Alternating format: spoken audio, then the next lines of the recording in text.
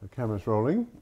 Hello, I would just like to introduce you to this interview, which is myself and Binnie A. Dansby. This is Binnie here. And I had this thought I wanted to do, ask Binnie some questions arising from A Course in Miracles. Questions about what is the body. I'm interested in that. And so here I am with Binnie, and I'm going to ask Binnie these questions, and I hope you enjoy. So, hi. Hi. I mean, really, I just wanted to... There's a line in the Course, I am not a body, I am free, for I am still as God created me. Yes. In craniosacral therapy, we learn to hold fields instead of the body. We come down to tissues as the third thing, or almost the last thing. And change seems to happen in the fields of the body. So, what is the body? We obviously have an experience in a body, right? Well, I believe, in my cosmology, the way I hold it is that the body is the manifestation of the soul's desire for the physical experience, to actually be able to feel. Because I think as one, in oneness, we don't have the facility of the senses, okay? The body is a sensor. It's a communications device. This is, A Course in Miracles says this, that the body is the most sophisticated communications device on the planet. Now, why have this communications device? I think it's the one wanted to individuate in order to appreciate itself in a male body, in a female body, in a leopard's body, in a leaf. So, as we know in metaphysics or in a spiritual sense, all is one. What does that mean? And I do think that everything in physical form is an individuated part of what many people call God. I don't think God has a sex, and I don't think it has a species. So that's what I think about the body. And it is literally an electrical field. You know, energy is electric. We are electric. And someone said that matter is solidified sound. So, but how can you hear that? Unless you have ears, unless you have the sensors. How can you just texture and speaking, listening? I think the body is a wondrous instrument to have in order to support spirit. The ultimate, I think, is to bring spirit wholly into form and to give form to spirit. You know, not long ago I was contemplating surrender and giving up, and all of a sudden it hit me. Just give up. Up, not, you know, give up, but give up. Giving up to spirit, giving up to the divine in each of us, because in each of us is that spark of the divine. that individuated, that mattered. Right. We are matter. And it's interesting, mother, in almost every language, that original sound, ma. Mother, matter. Right. We mattered. We took on form in order to appreciate ourselves, I think. And it does make me laugh. I mean, that is a funny idea. It makes me very happy to hold it in that way. To appreciate itself. Yeah. And the divine appreciating itself. Which is why, also the Course says, look for the love. You always find what you're looking for. If you're looking for the love, you will find it in everything, because it's the essence of being. So in a way, when I'm working with a client, or I'm working with somebody with the body, we do this practice of listening for health, or listening for how is health manifesting now. And in a way, what you're saying is that's the same thing. To listen for health is to listen for love. And listen for the divinity, yes. Listen for the divine. Because as you listen for it, it will manifest. And that's health. I mean, it's like you're facilitating balance, homeostasis in the body of another. That's what we're doing with one another. And so then there's a sense of perhaps like,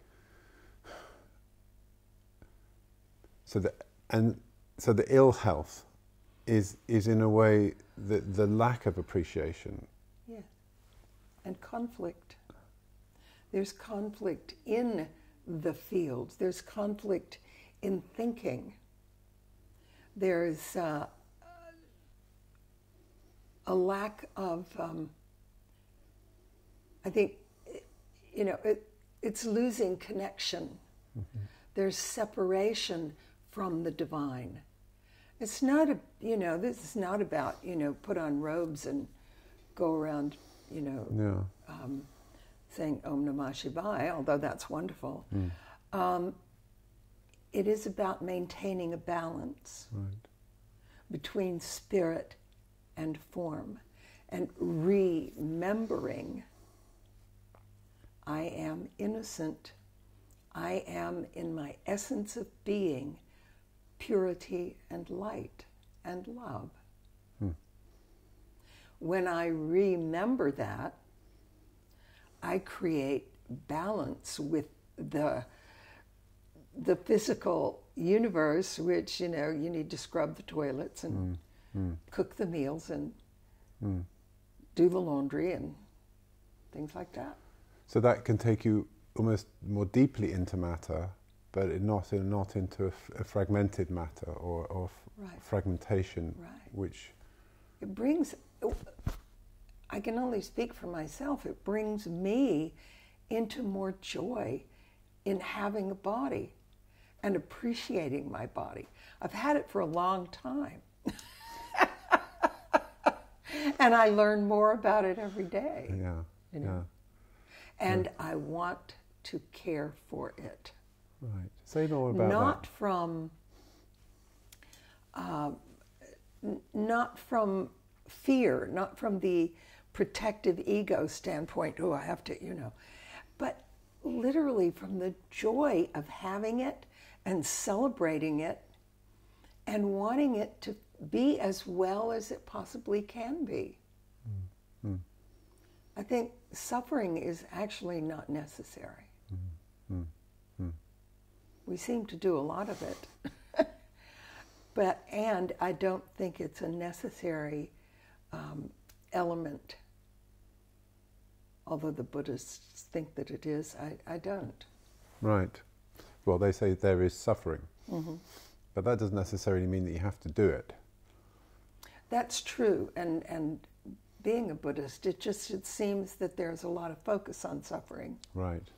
And look around us, and it's not a bad thing. I just, I'm simply saying I don't think it's a requirement. Right. Yes.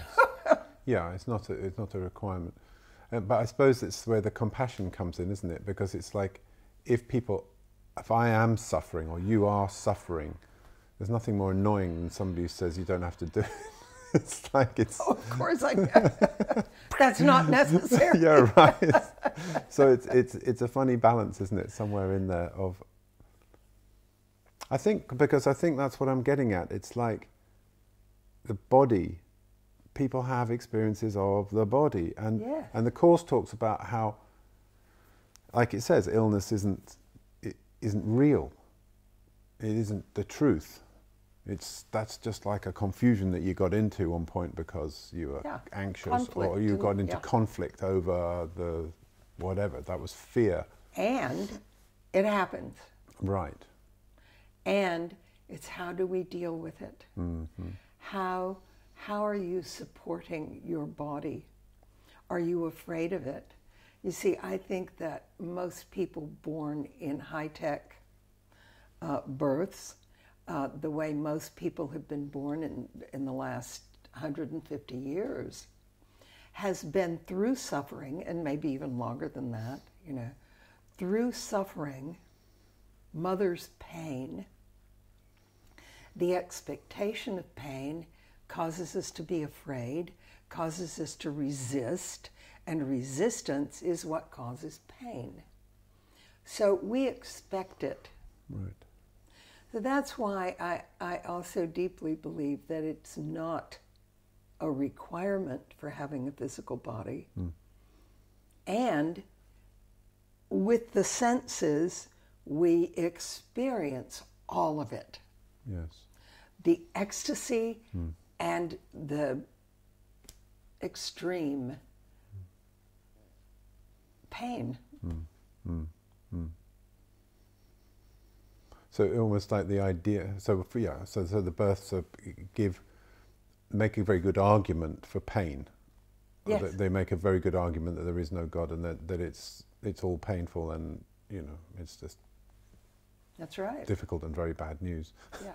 But that's an argument. It isn't actually the truth, but it's a very all-encompassing argument because of the depth of the experience of being born. Yeah, A Course in Miracles says, your children are born through pain and in pain. And not one has thought that God is cruel. It's in the chapter 13. It's about guilt. And how we take on, how we begin to believe, because for me it's like guilt is wrong. There is something wrong here? Right. Did I do it? Did they do it? And and so then I'm ashamed. I did it, or I have to blame because it's just too intensely painful. Right. So I split off. Blame. I think I projected outside myself. Yeah. They did it to me. Yeah. So, but for me, the overriding umbrella is guilt. Right.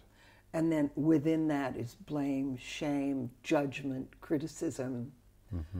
All of the things that we do to cover up our pain and cover up our fear, because it all comes from fear. Right, right.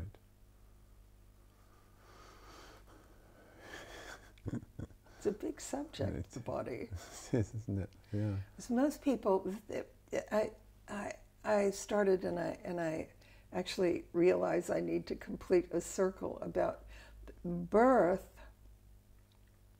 causes us to be afraid of the body, the way we're born, not birth itself, but in a painful birth, through suffering, in suffering, causes us to be afraid of the body. And so consequently, anytime there's a little pain, it's like, oh, my body's attacking me, rather than my body is communicating with me. Most people do not look at the body as a communications device. They seem to think, oh, this is who I am, and I hurt, or I have the capacity to be ill, or whatever, you know, have an orgasm. I'm the orgasm. No. I am the spirit having pain or having an orgasm, experiencing. So we take the pain, almost the definition of suffering or definition of the pain in the body is almost taking it personally. Yes. And seeing it as wrong. Right. So it shouldn't happen. Right. But that's because I've got this idea that I shouldn't, that I've done something wrong already. Is that right? Yes, and there's something wrong with me. How many times have you heard that phrase? There's something wrong with me. Right. We say that, don't we? Yeah. Yeah. There's something wrong with me. No, darling, there's nothing wrong with you. You have a cut on your leg, or you broke your leg. Or you have the chicken pox, or, you know. Whatever. But nothing is wrong with you, the essence of who you are. So I would have got the sense of guilt because the pain I experienced was overwhelming. Exactly. And I had to do something with it. I had to project it out. Exactly. Or project it into myself, saying, and split myself off from everybody. Right. Because I cannot live possibly with the idea that it's them, because I need them. And I turn it in. Well, I bring it home always. Okay, tell me about that. But well, I think we all do. You know, that what you're speaking about is that, you know, internalizing. Yeah. Wrong, that's me. Right. And that is too painful. Right. I have to project it outward. I have to find something, someone to project it onto. They're wrong. And it can take many faces. Yeah. Of course. Yeah. And then, so it's, yeah, we take the body personally. And I mean, we wanted it, you know? It's like if we just can get, this body is the manifestation of my soul's desire. Oh, wow. Yeah, I feel elated or lifted just even thinking that about this experience of a body, because it's too easy to interpret the Course as not being about the body at all, which isn't true either. Well, and I've heard people say, you know, the Course in Miracles says the body's nothing and it's Right. bad. Right. No. It just isn't who you are, which is all it's saying, you know. I'm not a body, you know, that's that, you know. Don't take it so personally. Then you can be with it. Right. I mean, it's a holy marriage. Spirit and form, soul and body. Pretty exciting, actually. It's very sexy. You see, I find A Course in Miracles quite sexy. You know, I really do. I think it's poetry. Yeah. It's, I say sexy when I just mean sensual and so intimate. It is truly intimate. Yeah. The Course in Miracles. Totally. Yeah. Brilliant.